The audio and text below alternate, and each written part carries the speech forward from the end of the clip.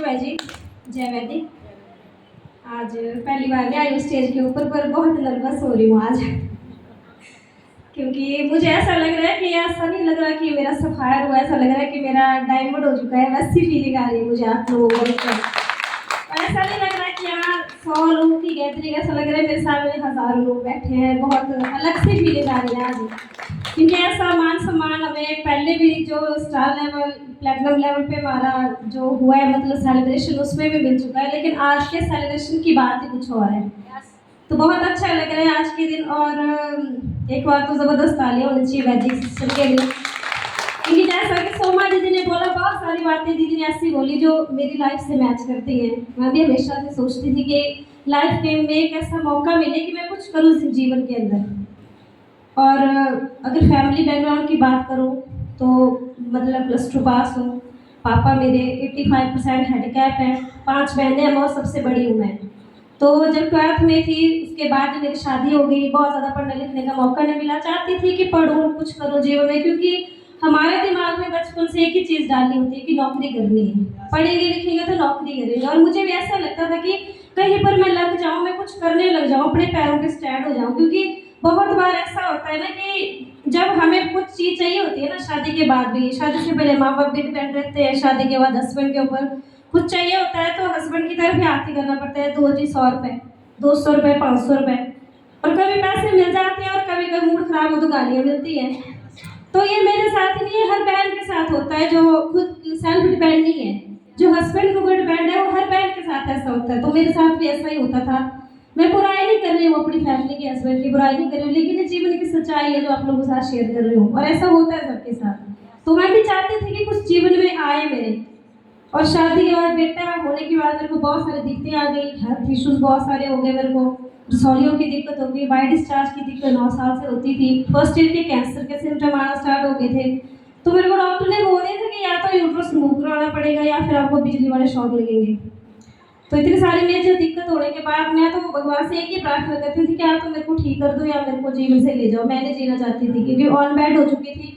और जब हम बीमार होते हैं ना, हमारा शरीर नहीं होता ठीक, तो हम ना खाने के लिए भी दूसरों के हाथ की तरफ देखना पड़ता है कि हमें दे, बेड के ऊपर ला कर दे। और वो चीज़ें बहुत करीब से फेस करी है फैमिली के अंदर। तो जब हम ठीक नहीं होते ना, हमारा शरीर नहीं चलता है, तो ऐसा नहीं है कि वो बाहर के मन से बेशक करें, लेकिन अंदरूनी ना जलते हैं, कूटते हैं इस चीज़ से कि हमें इसकी करनी पड़ रही है। और बहुत बार फैमिली में ऐसा होता है कि फैमिली वाले बोलते हैं कि जब से आई तब से बीमार ही है, हमेशा सदा की बीमार रहती है। तो ये चीज़ें बड़ी सुनी और बहुत दुख होता है इन चीज़ों से कि यार मैं ठीक हो जाऊँ भगवान जी, या तो फिर मेरे को मार दो, मैं नहीं जीना चाहती इस लाइफ से। तो जब मेरे को मौका मिला, मेरी भाभी जी, रिश्ते में मेरी भाभी लगती है, वो मेरे घर पे आए, शुभम भाई जी मेरे घर पे आए, मुझे इस चीज़ के बारे में बताया उन्होंने।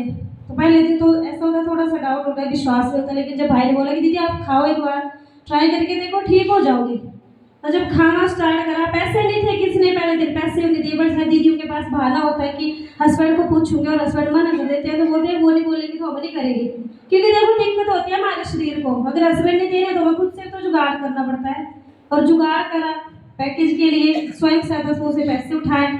जब पैकेज खाना स्टार्ट करा, रिजल्ट आना शुरू हुए, उसके बाद भाई जी दोबारा मेरे घर पे आए और उन्होंने बताया कि दीदी आप यहाँ से एक अच्छी इनकम भी कर सकते हो, जीवन में पैसा चाहिए। तो मैंने बोला भाई पैसा तो चाहिए, नरेगा लगाती हूँ, दिहाड़ियाँ लगाती हूँ, नरेगा में जा के लोगों के धान लगाती हूँ, तो पैसा क्यों नहीं चाहिए मुझे? अगर मैं काम करी तो पैसा तो चाहिए। गाय पालती थी। तो जब भाई ने बोला कि दीदी इन कामों में वो फायदा नहीं है जो आप वैदिक से कर सकते हो, इसका प्रचार करो। और जब मेरे को सिस्टम बताया, मैंने इसको शुरू करा। बहुत सारे मेरे रास्ते में बहुत सारी अड़चने आई, लेकिन मैं बोलती हूँ कि ये भाई ऐसे है ना, शुभम भाई और संजीव भाई मेरी लाइफ में ऐसे 2 फरिश्ते हैं ना। इंसान कहूँगी तो शायद इंसानियत तो शर्मसार हो जाएगी, और फरिश्ता कहूँगी तो ये बहुत छोटा शब्द है फरिश्ता भी इनके लिए, क्योंकि मेरे भाई ने, और हमेशा से मन में एक उम्मीद थी कि भाई होना चाहिए, भाई जरूरी है एक लाइफ में। अगर भाई साथ में हो ना तो औरत ना मतलब कहीं सर उठा के चल सकती है, मुझे लगता है।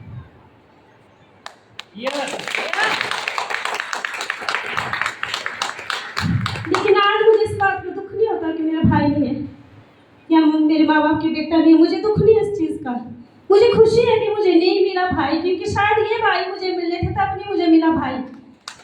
तो कोई तालियां होनी चाहिए मेरे भाइयों के लिए, क्योंकि इनके लिए अगर मैं कोई भी शब्द बोलूँ ना, शायद वो शब्द कम पड़ जाएंगे।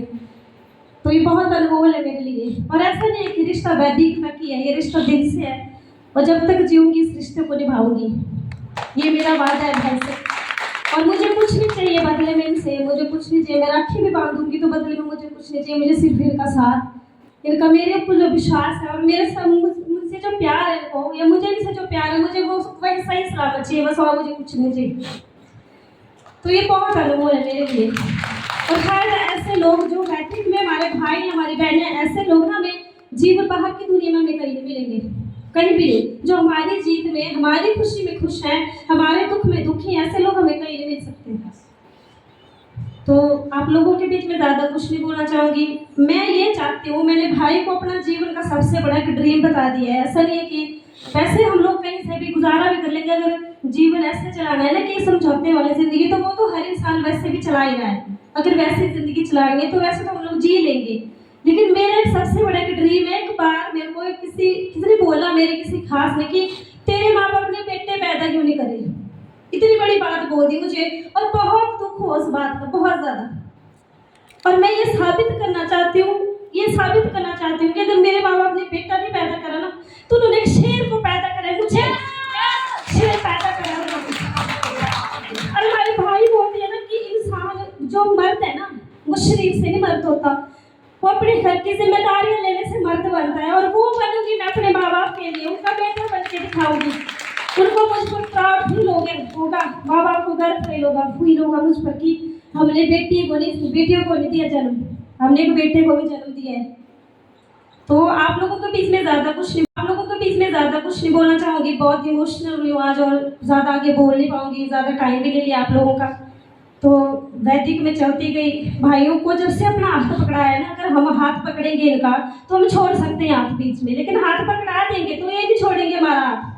तो उन्होंने बोला, जब जितनी भी चैलेंज आए, घर से भी चैलेंज आते हैं, फैमिली से आते हैं, हस्बैंड की तरफ से चैलेंज आते हैं, लोग काम भरते हैं, बड़ी सारी चीज़ें होती हैं फैमिली में, बहुत सारी चीज़ें। और एक वक्त ऐसा भी आ गया था वैदिक में आने के बाद कि मैंने बोला भाई को कि भाई मैं नहीं जीना चाहती हूँ, मैं मर जाऊँगी। उन्होंने बोला मर के होगा क्या।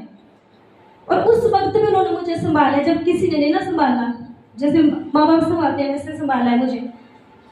तो बहुत साथ दिया है मेरे भाइयों ने मेरा। और मैं बस इतना ही बोलना चाहूँगी भाई जी को, प्रॉमिस करती हूँ कि आप लोगों का नाम ना रोशन करके बताऊँगी कि ये शुरू भाई की टीम से आई थी, मैं संजीव भाई की टीम से, मैं ये करना चाहती हूँ लाइफ के अंदर, प्राउड फील कराऊंगी बस। और वैदिक से चलती गई, स्टार लेवल करा, उसके बाद प्लेटिनम लेवल करा। कैसे करा मुझे नहीं पता, भाई जी को पता है। जो ये बोलते थे मैं वो करती हूँ, और जब कोई बात नहीं मानती हूँ, नहीं करती हूँ, तो मुझे हक से डांटते हैं।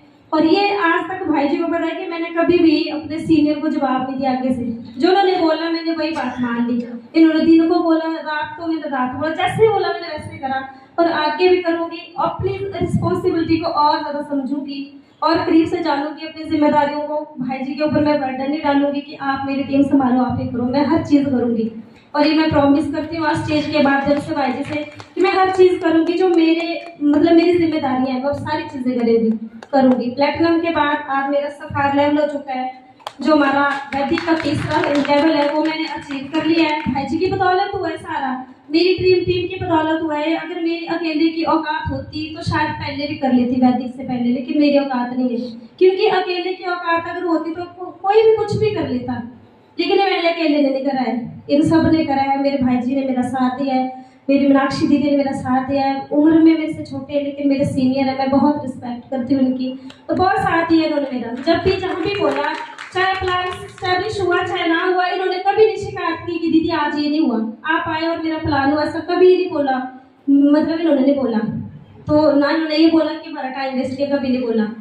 तो ये हमारी गलत फहमी होती है, हमें लगता है कि हम सीनियर को बोलेंगे और हमारा प्लान अगर सक्सेस नहीं होगा तो सीनियर बोलेगा कि आपने टाइम वेस्ट कर दिया। ये हमारी गलत फहमी होती है, सीनियर कभी नहीं बोलते ऐसा, हमें लगता है ऐसा, अपने दिमाग से चलते हैं ना, इसलिए ऐसा होता है। तो आज इस सफायर लेवल को अचीव करके 1,52,000 रुपये यहाँ से ले चुकी हूँ।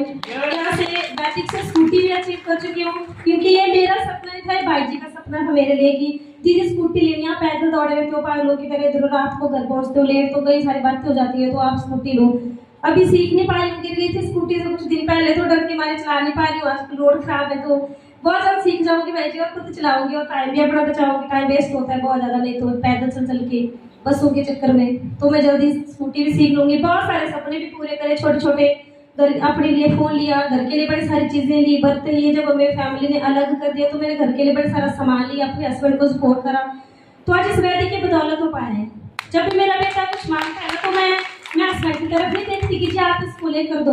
वो कपड़े मांगता है, जूते मांगता है, जो भी उसको चाहिए होता है, वो सारी चीज़ें। और इसमें मैं अपने बेटे का बहुत थैंक्स करना चाहती हूँ। वो आज आ नहीं पाया, उसके बाजू भी लगी है। तो ये उसको थैंक्स इसलिए क्योंकि वो, जब मैं घर पे नहीं होती ना, तो मुझे टेंशन नहीं होती इस चीज़ की। वो अकेला है, वो सारी जिम्मेदारी समझता है, खुद से खाना खाना, कपड़े चेंज करने, अपनी पढ़ाई करनी, इधर उधर नहीं जाता कहीं।